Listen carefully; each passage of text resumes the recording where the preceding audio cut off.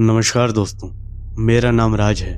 मैं कानपुर में रहता हूँ। ये कहानी मेरी और मेरे सबसे अच्छे दोस्त मुकेश की है। मुकेश कभी भी काले जादू और भूत प्रेत की बातों पर विश्वास नहीं करता था।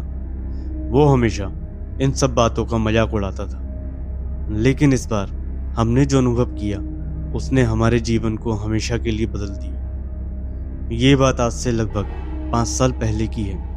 हमारे कॉलेज के दिनों के एक करीबी दोस्त अंशुमन, जो बंगाल में रहता था, उसने मुझे और मुकेश को उसके भाई की शादी की दावत में शामिल होने के लिए बुलाया।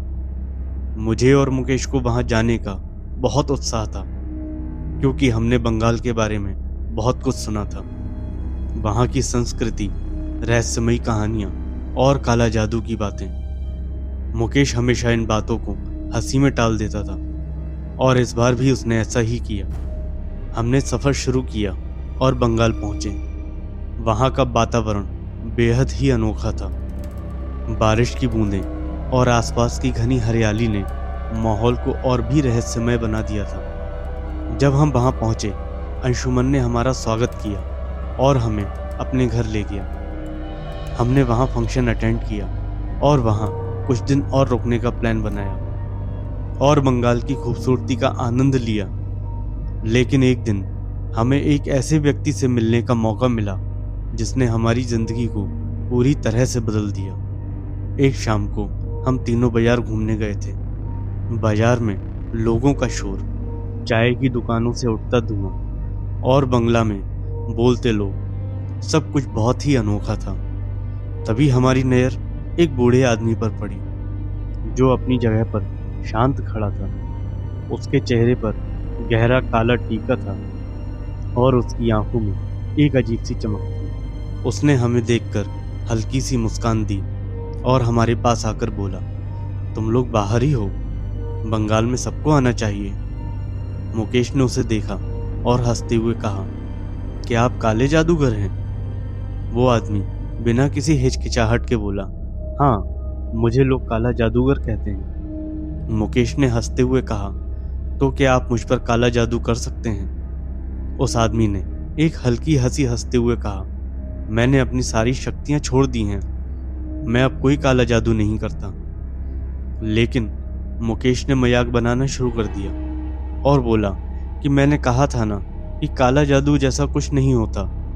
मुकेश की बात सुनकर उस आदमी ने कहा कि वैसे तो मैंने अब काला जादू बंद कर दिया है, लेकिन अगर तुम चाहते हो तो मैं थोड़ा कोशिश कर सकता हूँ। मुकेश ने फिर मजाक उड़ाते हुए कहा, आप कुछ नहीं कर सकते, मैं इन सब बातों पर यकीन नहीं करता। उस आदमी ने मुकेश की बात पर कोई जवाब नहीं दिया और धीरे धीरे वहां से चला गया। हम तीनों भी हंसते हुए वहां से चले आए। 2 दिन बाद हम वापस कानपुर लौट आए। शुरुआत में सब कुछ सामान्य लग रहा था, लेकिन कुछ दिनों बाद मुझे मुकेश के व्यवहार में बदलाव नजर आने लगा। वो पहले से ज़्यादा चिड़चिड़ा और गुस्सैल हो गया था। वह रात में अच्छी नींद नहीं ले पा रहा था और अक्सर बुरे सपने देखता था। एक रात मुकेश ने मुझे फ़ोन किया। उसकी आवाज़ कांप रही थी। उसने बताया कि जब भी वह सोने जाता है, उसे महसूस होता है कि कोई उसे घूर रहा है। उसने अपने कमरे में किसी अदृश्य शक्ति की उपस्थिति महसूस की थी। उसे रात में अजीब अजीब सी आवाजें सुनाई देती थीं, जैसे कोई उसके कानों में फुसफुसा रहा हो। कभी कभी उसको लगता था कि कोई उसके बेड के नीचे है। एक रात जब वो बाथरूम में गया था, तो उसने बाथरूम के शीशे में किसी की परछाई देखी। वह डरकर पीछे मुड़ा, लेकिन वहां कोई नहीं था। उसकी ये हालत देखकर मुझे भी डर लगने लगा था। मैंने उसे समझाने की कोशिश की कि शायद ये सब उसका वहम हो, लेकिन उसके चेहरे की डरावनी स्थिति को देखकर मैं समझ गया कि ये मामला गंभीर है। मुकेश की हालत दिन ब दिन खराब होती जा रही थी। एक दिन वो अपने कमरे में अकेला था। तभी अचानक उसे दरवाजे पर किसी के जोर जोर से खटखटाने की आवाज़ आई। उसने दरवाज़ा खोला, लेकिन बाहर कोई नहीं था। जब उसने दोबारा दरवाज़ा बंद किया, तो उसे किसी के हंसने की आवाज़ सुनाई दी। ये आवाज़ उसके कमरे के कोने से आ रही थी। वो घबराकर वहाँ से भागने लगा, लेकिन दरवाज़ा अचानक बंद हो गया और लाइट्स अपने आप बंद हो गईं। उसे ऐसा लगा मानो कोई अदृश्य शक्ति उसे पकड़ने की कोशिश कर रही हो। वो किसी तरह भागकर अपने बिस्तर पर लेट गया, लेकिन उस रात वो सो नहीं सका। उसे हर तरफ से आवाज़ें सुनाई दे रही थीं, जैसे कोई उसे पुकार रहा हो। एक दिन जब मैं मुकेश से मिलने उसके घर गया, तो उसकी हालत देखकर मेरा दिल दहल गया। उसकी आंखों के नीचे काले घेरे थे और वो बेहद कमज़ोर नज़र आ रहा था। उसकी आवाज़ कांप रही थी। उसने मुझे बताया उसे अब अपने घर में भी डर लगने लगा है। उसे ऐसा महसूस होता है कि उसके घर में कोई है जो उसे लगातार देख रहा है। मुकेश के घर वालों को जब ये सब पता चला तो उन्होंने मुझसे पूछा कि तुम दोनों बंगाल गए थे, तो हमको बताओ वहाँ ऐसा कुछ तो नहीं हुआ था जिसकी वजह से मुकेश की हालत ऐसी हुई हो। मुझे उस काले जादूगर से हुई मुलाकात के बारे में सारी बात याद आ गई और मैंने मुकेश के घर वालों को सारी बातें बताई। उस जादूगर वाली बात को सुनकर सब बहुत डर गए थे। उन्होंने तुरंत उस जादूगर से बात करने का फैसला किया जिसका मुकेश ने मजाक उड़ाया था। किसी तरह उस जादूगर से कांटेक्ट किया और उसको कानपुर बुलाया गया। उस जादूगर के आते ही माहौल और भी डरावना हो गया। उसने मुकेश की हालत देखकर मुकेश से कहा कि मैंने तुमको पहले ही चेतावनी दी थी, लेकिन तुमने मेरी बातों का मजाक उड़ाया।